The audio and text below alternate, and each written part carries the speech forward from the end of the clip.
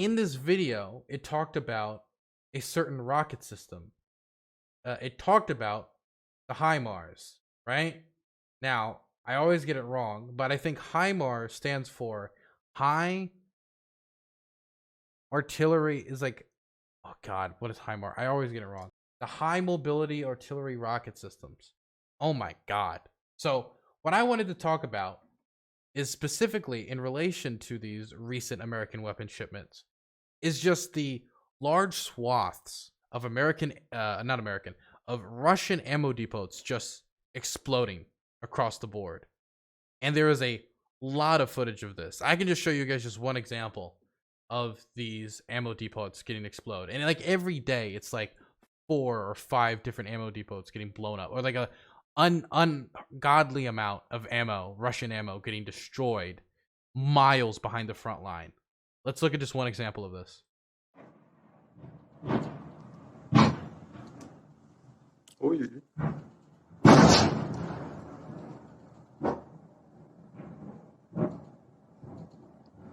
Блять!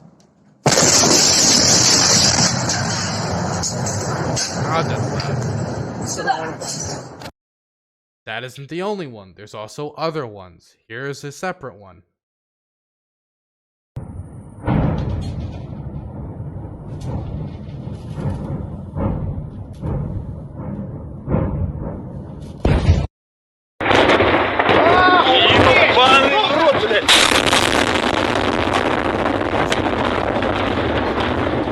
You get the idea. Basically, ammo plates go boom, right? And we keep seeing this again and again and again and again. Okay? We're seeing a lot of footage of this coming up. Bada bing, bada boom. And before this started happening, you know, everybody knew about the Bayraktars, the TB2 drones. That's not the candidate for all these explosions miles behind the lines. It is actually the HIMARs, the High Mobility Artillery Rocket Systems, provided by the United States. We provided them already with 8. There's another 4 on the way.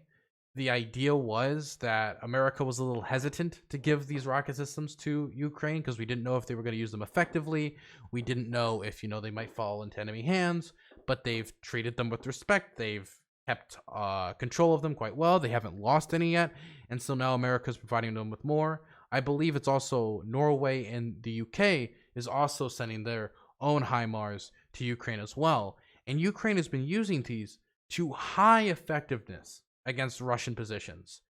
So the thing is, and there's a few articles you can read about this. Of course, The Economist has released a piece on this. I believe Foreign Policy has also released a piece on this. The Moscow Times has released a piece on this.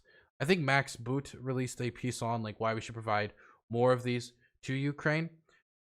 What the Ukrainians are doing is that they are using these HIMAR systems, which can shoot much farther than normal Ukrainian artillery, and they're using it to take out ammo depots. Now, it's not that these ammo depots couldn't have been hit by the Ukrainians before. They could have used their fighter jets to attack them.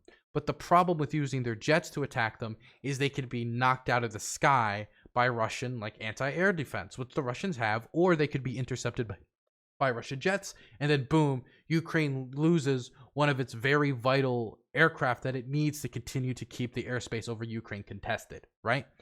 But these rockets shot at a very long distance, very precise, and at a low altitude, is low of enough altitude that there's not really much they can do to like intercept it with like anti-air capabilities or take it out with a jet. And so they're able to destroy Russian positions far behind enemy lines at a low altitude that's very difficult to be intercepted, and it's extremely precise. This is very advanced American tech. This is why the Ukrainians wanted this so much and have been asking for this for so long. And it's being used by high effectiveness. Now, why are we seeing so many ammo depots get destroyed right now? Well, because of Russia's top-down command structure, they can't really, and due to a few other reasons, but I don't want to get into many details, Russia's not very good at dispersing the ammo that far out across the lines. Like having like smaller locations where they have smaller source of ammo. etc. They're not good at that. The Ukrainians have been more effective at doing this. The Russians not so much. And so the Russians need to keep these very large ammo depots. According to the current structure, this could be reformed. It would take a while to reform it. It's not going to be like that, right? It could be reformed with time, but currently they need to keep these huge ammo depots where they keep their artillery shells, their rockets, their ammunition, grenades, explosives. You get the gist. And they store them at these large facilities, and then they get to be put on trains and trucks, and they get shipped to positions near the front line where then the army picks it up, uses the ammo, and then they go attack, right? They take the ammo and go attack. That's how the Russian munitions work and how they get transported near the front line. But because they're all being stored in these large facilities and they need to be close enough to the front line that they could get there in a timely manner, and they're not dispersed, it also makes them a really juicy target. But they've usually been outside of artillery range before, but with these HIMAR systems, they're well within the HIMAR range. And so the Ukrainians can target these, produce big explosions, destroy Russian supplies, destroy Russian logistics, and kill the Russian soldiers who are like standing by there as well. And while, the Russians have, in response to these HIMARs, moved their command posts back, they can't really do that with the ammo. Because if they do, it's going to take longer for the ammo to get to their soldiers. It's going to cause a lot of logistical complications in a war where the Russians are already facing a million different logistical complications. A million different logistical complications that they're already facing. And so the Russians are kind of within, like, they're between a rock and a hard place, but it's also like I can't feel sympathetic for them in any manner. And in one sense, because of course I don't support them, I support the Ukrainians, so I feel no sympathy. But in another sense, because they knew this was coming. The Russians knew that the Ukrainians were going to get these weapon systems, and they just didn't do shit. They knew this since, like, I think it was like April. They've known this was coming since April, because it was back then that they were sending like recommendations to the Biden administration and requests for them not to consider this, not to send Ukraine HIMARS systems, because they knew that if Ukraine got these, that they could face these issues. But in the time between they first requested America not do it and then we ended up doing it anyway because screw them, they haven't really done anything to prepare for this.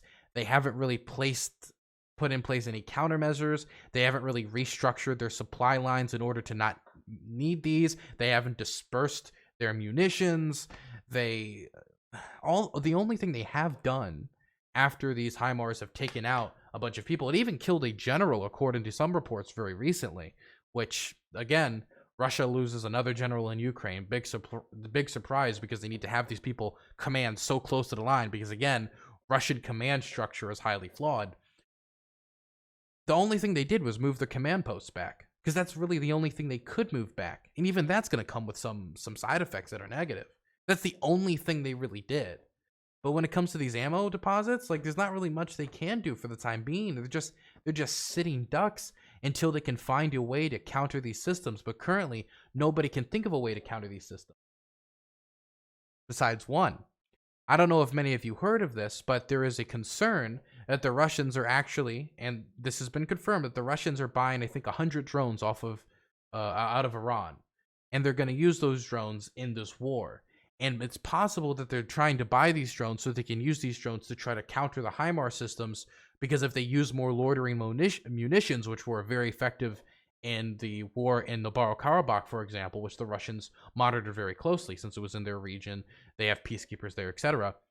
Those loitering munitions could be very effective against Ukraine. Loitering munitions in this war have already been proven to be be used effectively by the Ukrainians in this war.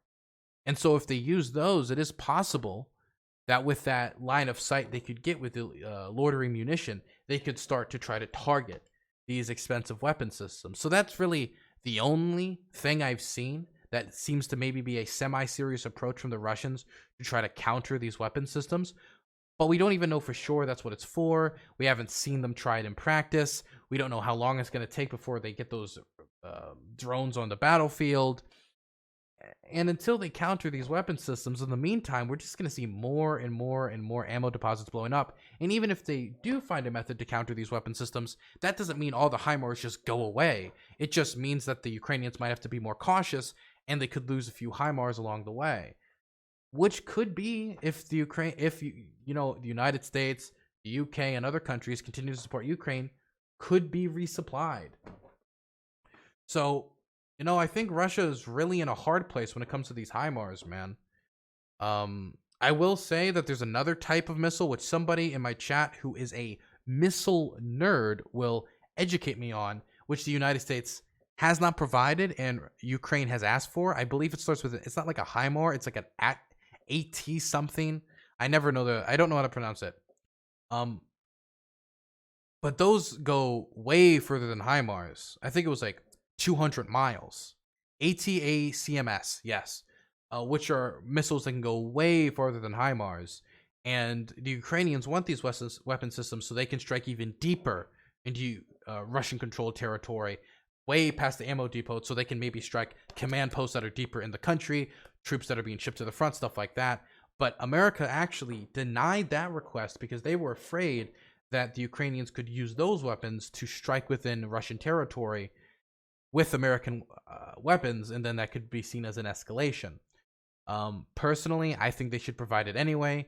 Ukraine is also providing a guarantee that they will not strike Russian territory. Personally, I think we should give it to them if they don't strike within Russian territory. I think we should give it to them if they do. But I guess you could see it from a different perspective as, well, this is America leaving some wiggle room on the table so that if Russia takes drastic moves, we can continue to match them if necessary with more weapon shipments of a higher quality, that being one of those weapon shipments. Personally, though, I still am in favor of giving it to it now because the sooner we end this war, the better, in my opinion. I think we need to really take the gloves off when it comes to the type of weapons we're providing the Ukrainians and the type of intel we're providing the Ukrainians. Besides that, there's one last thing. When I talk about the anti-air systems not being able to deal with the HIMARS, I'm talking about the S-300s that the Russians are using. That those things could take out, aircraft like helicopters and stuff like that. It can't take out the HIMARS. They just go at too low of an altitude, man. It's just sneaking past their lines, man. It's sneaking past their lines. Sneaking. Crazy, man. Absolutely crazy. I will say that personally, do I think that these are going to be the wonder weapon that wins Ukraine the war? Not really. It is going to be a massive help. The more we provide, the better it will be because it'll mess up with Russian logistics.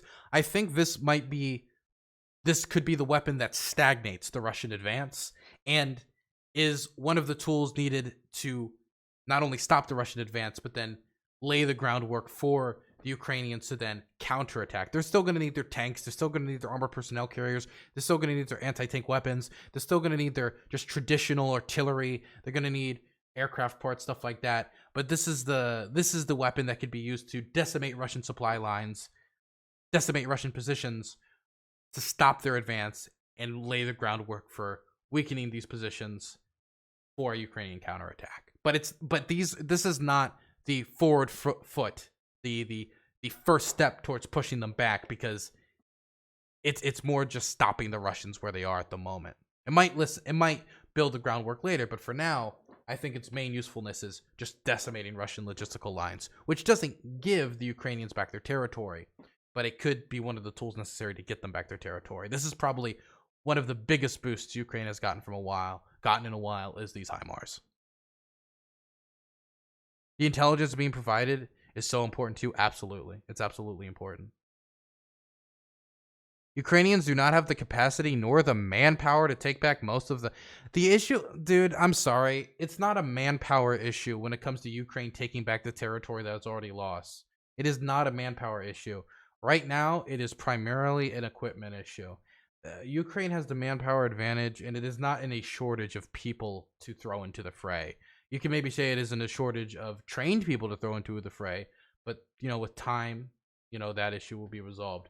It is an issue of equipment. Somebody just brought up a chat. Right now, it's primarily an artillery issue. It is not a manpower issue.